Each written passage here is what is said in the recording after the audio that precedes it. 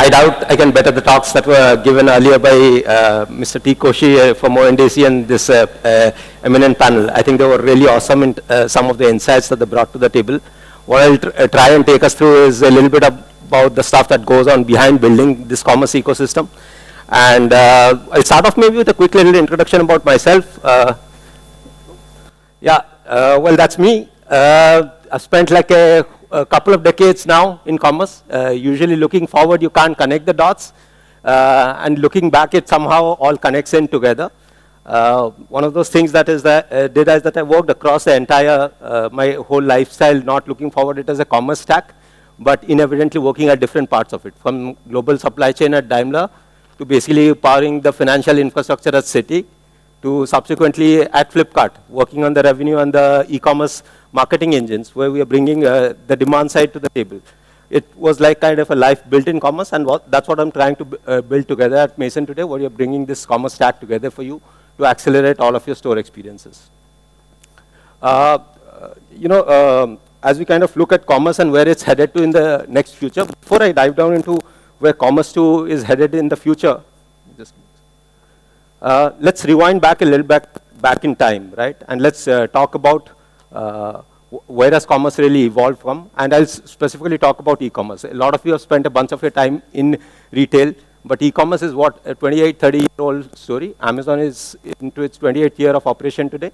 And if you look at it, it has built this $1.4 trillion commerce economy, starting out from a bookstore, and really about understanding digital commerce is a very different play as compared to what you say physical retail as it stands. It's got this very different set of operating tools that are needed in the ecosystem.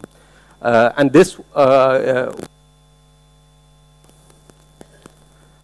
the kind of did was bringing the entire digital operations infrastructure into a single place today, and ensuring everything from how we acquire customers, engage customers, sell to them, and eventually fulfill that was bought in all in one stack. And that was kind of the emergence of Amazon.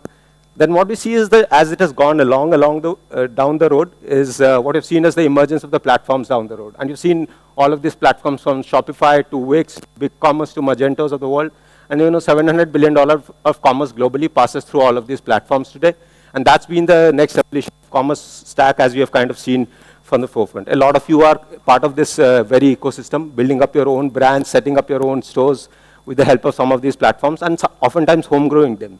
The Flipkarts and the Mintras of the world, they kind of ended up building up some of these platforms on their own, because you couldn't do that with a marketplace where you had a more diverse need to kind of supply for this retail ecosystem. But where is this kind of headed to next? As you guys are kind of, everyone out here is kind of adopting their own D2C story, their own retail story, and kind of building up their own storefronts. What do we go from here? Before I talk about where do we go from here, maybe what I'll speak about is that what's different this time, right? A lot of us in the panel itself was talking about how India is at the forefront of demand, and it's really ensuring that we kind of, the world looks at us as saying that for growth, India is basically the economy to kind of look at. But we kind of have a very different view, as all of you are kind of a part and parcel of it. We are not only a consumer economy, we are also a maker economy, and we are building this next set of brands and products and services and software that are kind of powering the world today. And this is not only a nation of this billion consumers, there's a nation of this billion makers that you're going to kind of make. And they're all going to come together in a very different way. And this is where I will talk a little bit about the narrative of where commerce is headed to next. The next wave of commerce is when these billion makers kind of connect to kind of create something new and novel for the whole world. And that's the great bazaar. The world looks to us as this consumer-first economy, and what we're going to end up doing is that connect this whole ecosystem of production, manufacturing to selling to consumption together under one bazaar. And we've done that for years today. The next wave of commerce and the next leap of commerce as we see it is bringing this entire bazaar online. Yeah. This bazaar, as we see it, is, by the way, the difference and this construct is very uniquely Indian, as we see it, and very uniquely Asian. Bazaars are this hiving and humming places where there's transactions, there's communication, there's interaction all happening under the window.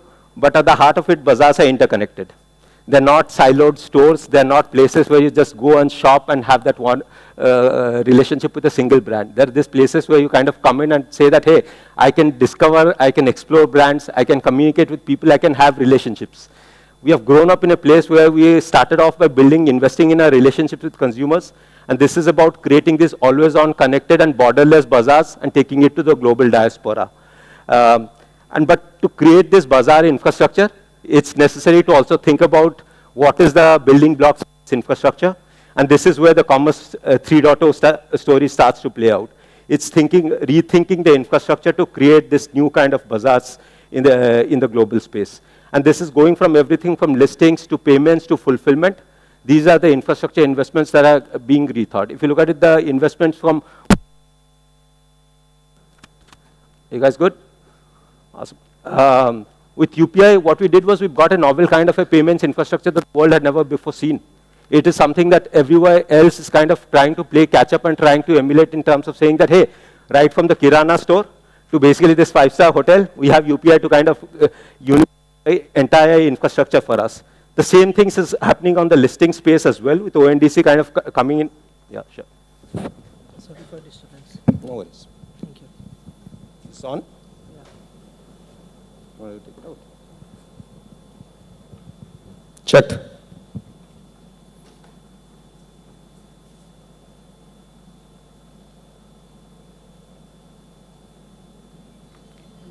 Yeah, no worries. Yeah. And the same thing is happening with the listings infrastructure. With OMDC coming into the picture, what we see is that listings are rapidly going to take this very transformative picture. We are going to have anybody being able to easily list in their own languages. Someone in the panel recently mentioned that India is not one nation. India is a European Union. And I'm pretty sure that all of you kind of nodded along with that. Is essentially all of us are born learning 3 languages at a minimum. We know our local language, we know English, and we know at least one more language to kind of deal with. And so to think along these lines for most people is unthinkable, because what we're doing is that we're not selling to one consumer. We're selling to this entire list of 30 people at any given point of time. And that gives us a unique edge in terms of how we are thinking of the infrastructure stack that we also invest in. Whether it's creating multilingual listings, localization that we kind of invest in for the future, to saying that how do we connect with consumers one-on-one and understand their own needs, to understanding how payments becomes like a seamless infrastructure and they can buy and purchase in their own languages. Everything kind of connects in dots in together. To kind of ensuring that that same kind of delivery experience can be handled no matter where you are in the city or in the corner of the village that you're kind of selling to, right? But as all of these infrastructure kind of comes into play, there's one missing piece, and this is what we say as the maybe I'll ask you to take a guess about this. What do you think is the missing piece over here? The customer. You know, in India we say Atiti Deva Bhava, and there's this thing about customers are really the beating heart of commerce for all of us. And as we kind of create this bazaar, it's necessary to understand that the customer is also at the beating heart of this bazaar infrastructure as we kind of bring into play. And this customer that we kind of do, the customer needs a one-on-one conversation. The customer needs to be understood. The customer needs to be marketed to. The customer needs to be sold to by understanding what he needs. And this experience needs to be carried over no matter what channel he's kind of on.